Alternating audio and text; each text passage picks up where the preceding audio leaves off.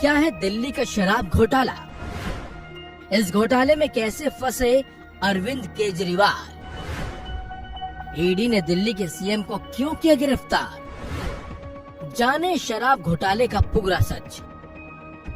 दिल्ली का शराब घोटाला ये एक ऐसा घोटाला है जिसने आम आदमी पार्टी की परेशानी बढ़ा रखी है। ऐसा हम इस वजह से बोल रहे हैं क्योंकि इस मामले में दिल्ली के मुख्यमंत्री अरविंद केजरीवाल को ईडी ने गुरुवार की रात को गिरफ्तार कर लिया था, जबकि इसी केस में आम आदमी पार्टी के सांसद संजय सिंह और पूर्व डिप्टी सीएम मनीष सिसोदिया पहले से ही जेल में बंद हैं। बता दें, गुरुवार को ईडी की टीम सीएम अरविंद केजरीवाल के आवास पर सर्च वारंट लेकर पहुंची थी।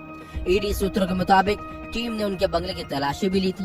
इन तमाम घटनाक्रमों के बीच अब ये भी जानना जरूरी हो जाता है कि आखिर शराब घोटाला है क्या, नई शराब नीति क्या थी और इसमें किस तरह से भ्रष्टाचार के आरोप आम आदमी पार्टी पर लगे हैं। तो आपको बता दें कि आखिर दिल्ली की शराब नीति थी क्या। दरअसल दिल्ली सरकार ने 17 नवंबर 2021 को नई शराब नीति लागू की थी।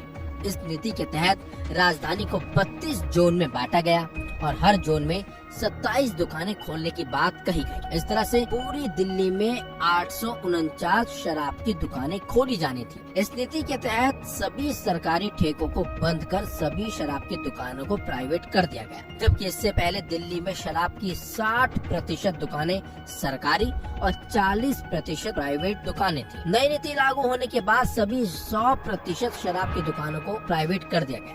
दिल्ली सरकार ने इसके पीछे तर्क दिया कि इससे 3500 करोड़ रुपए का फायदा होगा। यही नहीं, दिल्ली सरकार ने शराब की दुकान के लाइसेंस की फीस भी कई गुना बढ़ा दी थी। इसके तहत L1 लाइसेंस को हासिल करने के लिए पहले 25 लाख रुपए देने होते थे। नई नीति लागू होने के बाद उसके लिए ठेकेदारों को 5 करोड़ रुपए चुकाने पड़े। इसी तरह से अन्य कैटेगरी के लाइसेंस की फीस भी जरूरत से ज्यादा बढ़ा दी गई। इसके बाद सरकारी राजस्व में भारी कमी होने का आरोप भी लगा।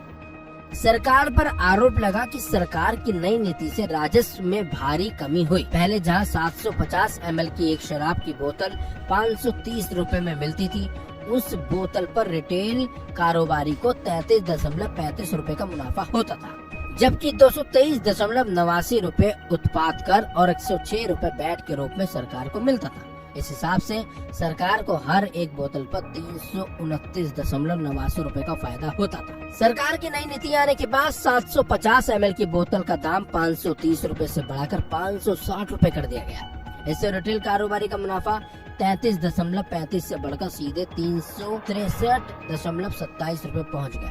यानी रिटेल कारोबारियों को सीधे 10 गुना का फायदा होने लगा। वहीं सरकार को मिलने वाला 329.89 रुपए का फायदा घटकर 3.78 पैसे रह गया।